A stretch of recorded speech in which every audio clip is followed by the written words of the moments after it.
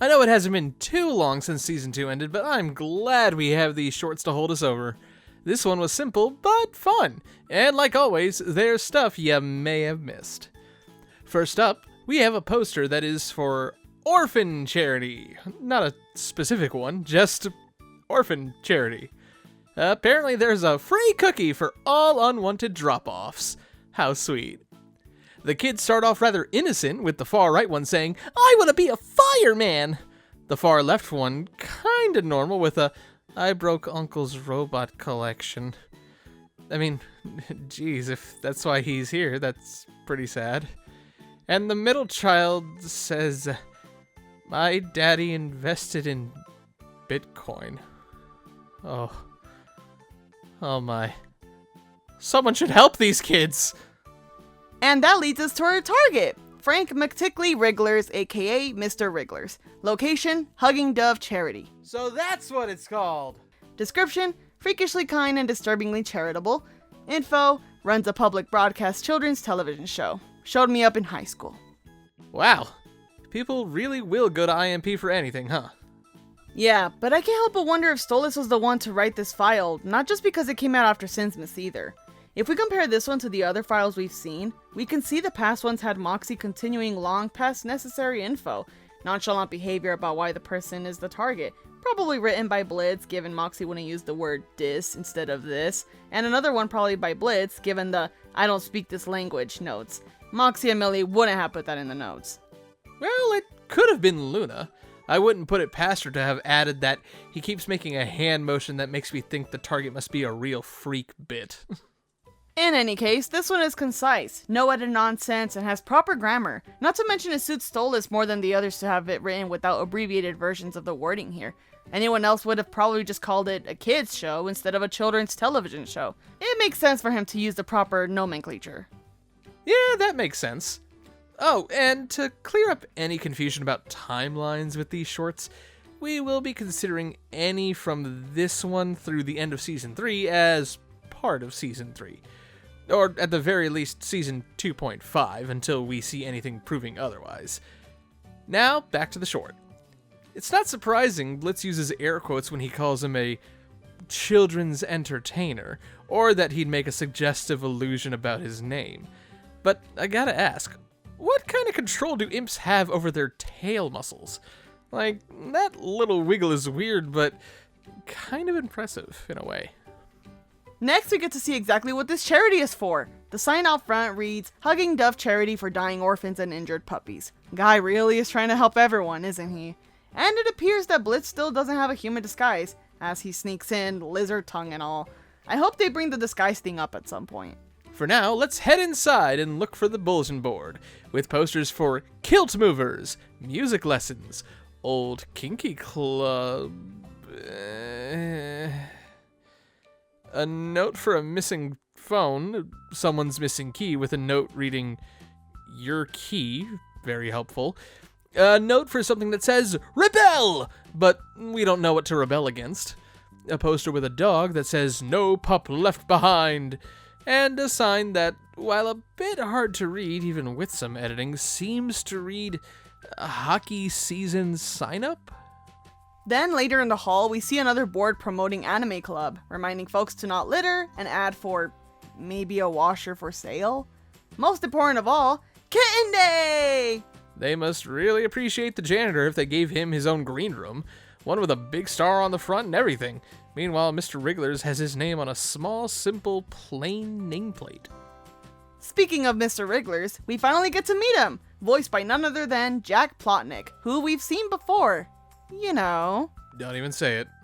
I'm just thinking. No.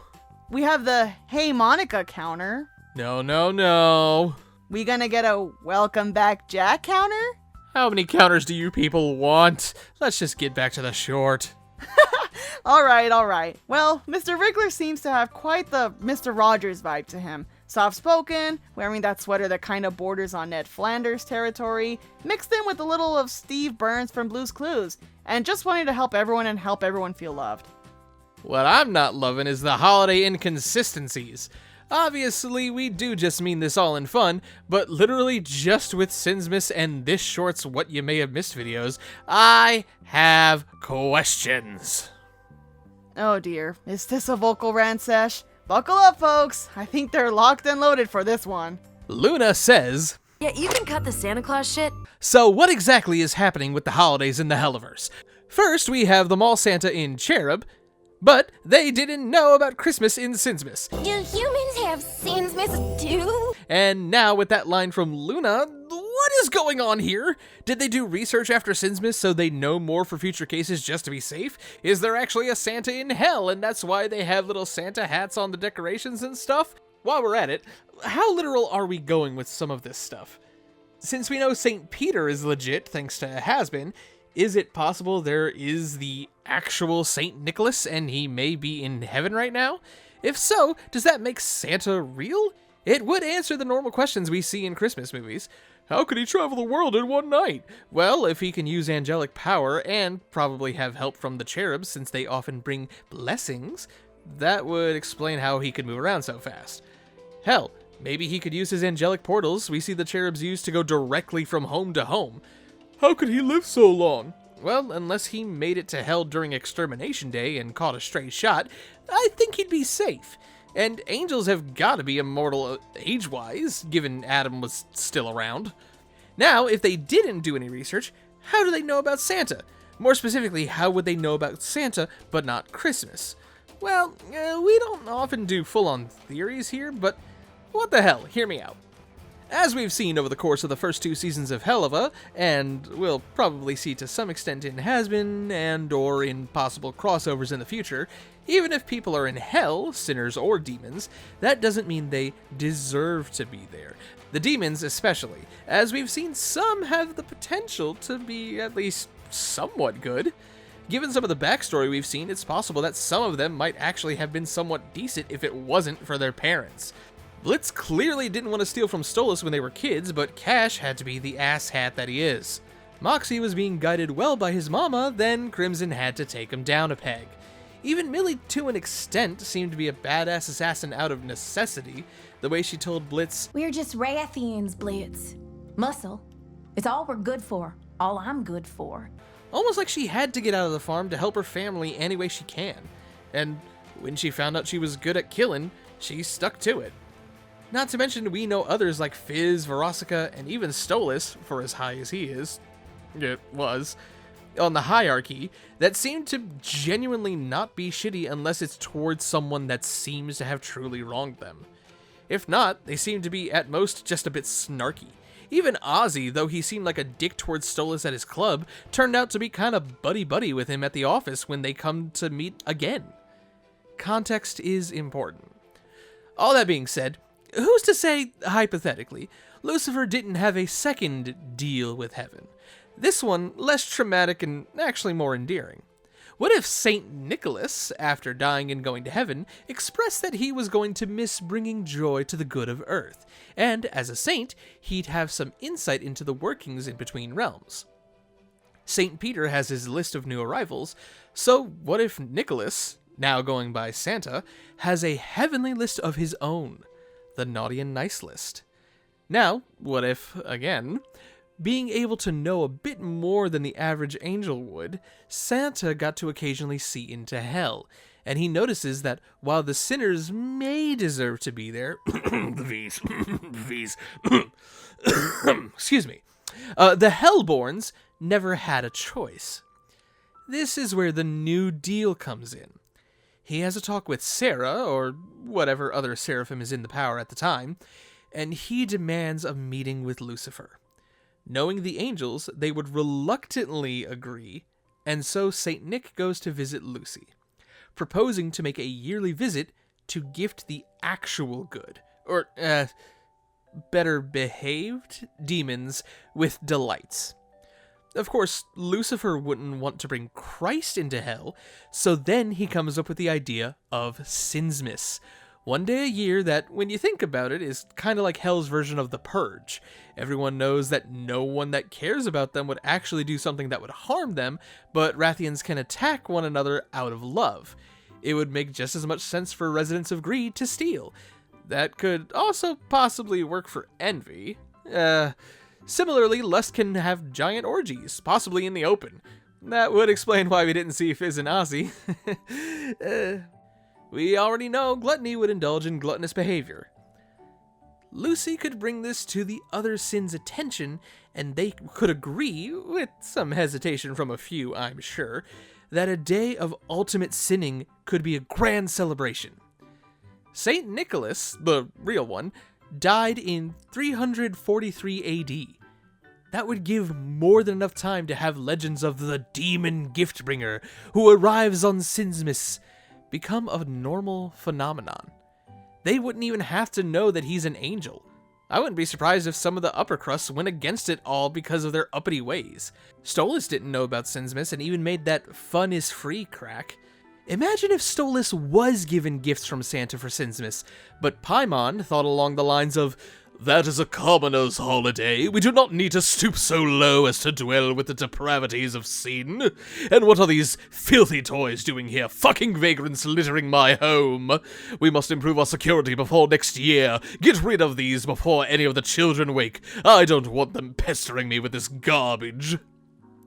I mean, hey, if we're to use any of the merch as even a little bit canon, and we know we shouldn't, but hear us out, dang it, wouldn't it make sense for Charlie to know about Christmas celebrations because Lucy would have told her the truth about Santa?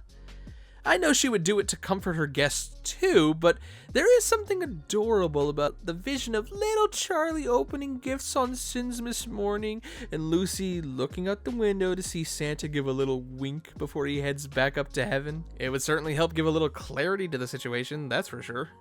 Wow, Vogel, that's a bit. The holiday stuff really got to you, huh? I just like trying to piece things together, and that's the best I got. You good? Yeah, no, I'm good now. Sorry. Continue. Well, it appears the Hellaverse has their own wish charities, with the Wish-a-Wish call out there.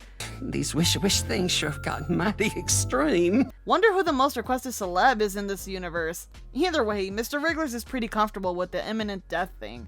We touched on it a bit earlier, and sadly can't play it back to back for comparison here, or we risk part of the vid being scrapped. But if you listen to Mr. Wriggler's background music, it sounds eerily similar to the introduction theme of Mr. Rogers' Neighborhood, further cementing the nod.